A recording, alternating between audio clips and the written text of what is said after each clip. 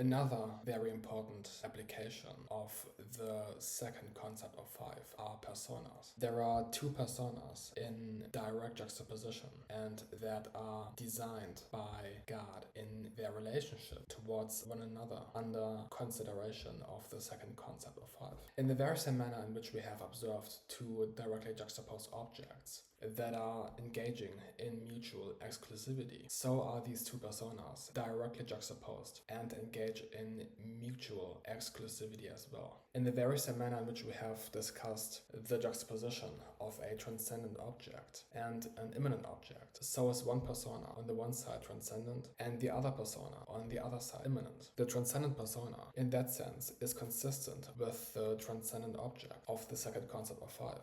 The immanent persona, on the other side, is consistent with the immanent object of the second concept of five. It is not just important to understand that each persona, both the transcendent persona and the immanent persona, have been intentionally designed by God, but also how they manifest. Both personas are accentuated through neurodivergence, which can be understood as the formation of a bilateral neurological barrier in direct juxtaposition of two individuals. One individual causes the other individual to manifest one persona, be it the transcendent persona or the immanent persona, and the other individual causes the one individual to manifest the complementarily opposite persona. Because it is impossible for both individuals to manifest the exact same persona. Both personas are therefore cause and effect at the same time. Both personas are a manifestation of a specific neurodivergent state. Each persona, be it the transcendent persona or the immanent persona, has its own distinctive nature to it, with distinctive attributes, and that have to be of complementarily opposite nature due to the mutual exclusivity in which both personas engage in. Each persona comes along with perspectives, and each of these two perspectives come along with direction, which are both opposing directions. The opposing directions are consistent with the complementarily opposite nature of both personas. The dichotomy in between both personas does occur interpersonally on the one side, but it also can occur on a societal scale, causing societies to split into halves. One example for the split is the occurrence of the political right, which is consistent with the transcendent persona, and the political left, which is consistent with the immanent persona.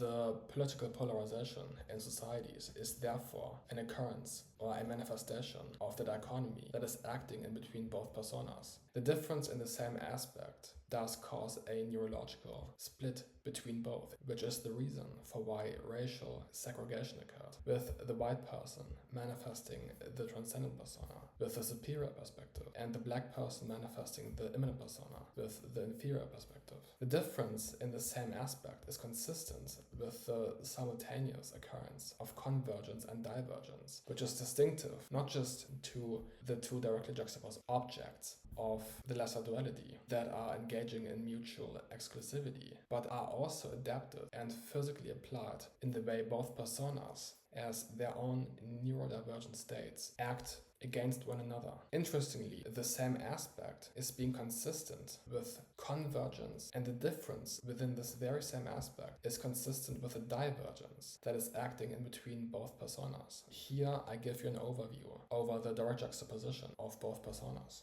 On the one side, the transcendent persona, and on the other side, the immanent persona. To describe the architecture of each persona, as well as their direct juxtaposition against one another more intricately, I would like to introduce you to moments. Moments are the building blocks for each persona. As you can see here, starting with the immanent persona or the inferior persona. The immanent persona does exist out of the first moment and the second moment. The second moment consists out of two elements. On the one side, the span of the second moment, and on the other side, the end of the second moment. The immanent persona does come along with a direction that is emitting from the first moment across the span of the second moment, and thus end with the end of the second moment. As we have discussed already, each persona is accentuated through neurodivergence, which can be understood as a neurological wiring. The neurodivergence of the immanent persona is outwardly curved or outwardly bent, as you can see here. The neurodivergence or the barrier or the neurological wiring of the transcendent persona is inwardly bent. Both of these curves are of complementarily opposite nature. The outwardly curved neurological wiring of the immanent persona is called order, while the neurological wiring or barrier of the transcendent persona is called disorder. Both curves manifest a momentary change. Since both curves are of complementarily opposite nature, so is the momentary change of each curve of complementarily opposite nature. The inwardly bent curve of the transcendent persona or the disorderly curve of the transcendent persona is what is called the beginning of the fourth moment. In the very same manner in which the immanent persona does have the span of the second moment as its very body, so does the transcendent persona have a body as well, which is the space of the fourth moment. And in the very same manner in which the immanent persona originates from the first moment, so does the transcendent persona originate from the fifth moment. In the very same manner in which the immanent persona does come along with its distinctive direction, so does the transcendent persona come along with its distinctive direction. This direction, as you can see here, does originate from the fifth moment, spans across the space of the fourth moment, and does end in the beginning of the fourth moment. In the very same manner in which the second moment of the immanent persona consists out of two elements, so does the fourth moment of the transcendent persona consist out of two elements as well, which is the space of the fourth moment as the very body of the transcendent persona and the beginning of the fourth moment. The beginning of the fourth moment of the transcendent persona and the end of the second moment of the immanent persona both together form the gap of the third moment. The gap of the third moment is the very gap that does exist in between the neurological wiring of both personas. Interestingly, the disorderly, inwardly curved wiring of the transcendent persona manifests in form of introversion, while the outwardly bent curve of the immanent persona is applied as extroversion. Both extroversion and introversion are distinctive neurodivergent states of each persona, meaning only the transcendent persona can manifest introversion and only the immanent persona can manifest extroversion. Because we are discussing the direct juxtaposition of two personas that are engaging in mutual exclusivity, the likelihood for one person to manifest the transcendent persona or the immanent persona is both equally likely. Which means if two people are directly juxtaposed to one another, one person forces the other person to manifest the complementarily opposite persona, and the likelihood to either manifest the transcendent persona or the immanent persona is both equally likely and has a likelihood of exactly 50%. It is only coincidence that decides whether or not one manifests the transcendent persona or the immanent persona. It is not determination.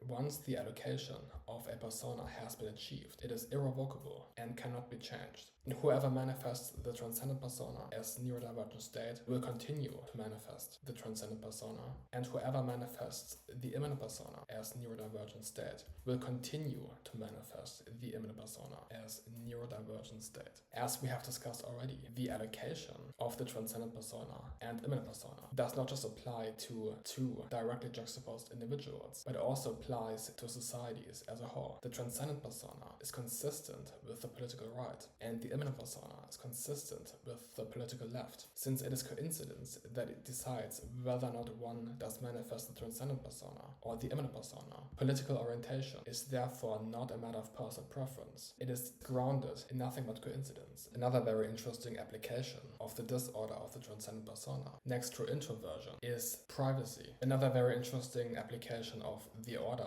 of the immanent persona is publicity. Whoever manifests the neurodivergent state of the transcendent persona prefers to be private and reserved, but the person who manifests the immanent persona prefers to be outgoing and prefers publicity. The male gender is consistent with the second object of the lesser duality, and the female gender is consistent with the first object of the lesser duality. So is the transcendent persona as a neurodivergent state consistent with the male gender, and the immanent persona, with its neurodivergent state, is consistent with the female gender. It is possible for a person of male gender to manifest the immanent persona, which is female, and it is possible for a female person to manifest the transcendent persona, which is male. Since both personas in direct juxtaposition engage in mutual exclusivity, which implies on the one side convergence and on the other side divergence, the difference within the same aspect does cause the juxtaposition of both personas to be applied.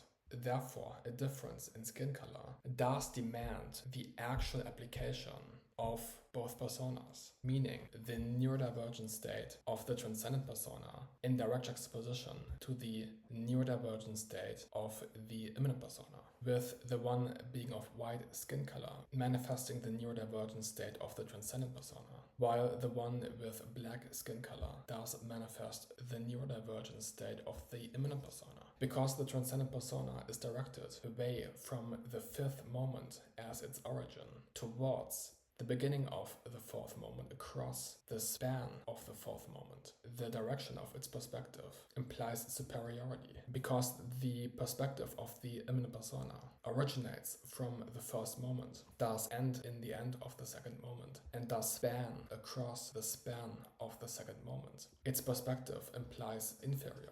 The fact that the transcendent persona's perspective implies superiority due to its distinct direction, it explains the occurrence of the idea of white supremacy. This means that the idea of white supremacy, as well as racial segregation that is acting in between both groups of people, one manifesting the transcendent persona, the other manifesting the immanent persona, is not, unlike what you might think, a matter of subjective belief, but rather a matter of neurological wiring. The racial segregation that is acting in between whites and blacks can therefore be understood as the very formation of the gap of the third moment that is acting in between the neurological wirings of each persona. The occurrence of racial segregation in between whites, who are a manifestation of the transcendent persona, and blacks, who manifest the immanent persona, is therefore to be understood as an actually tangible application of the gap of the third moment that is separating both personas from one another, and that is accentuated and formed by the neurodivergence of each persona.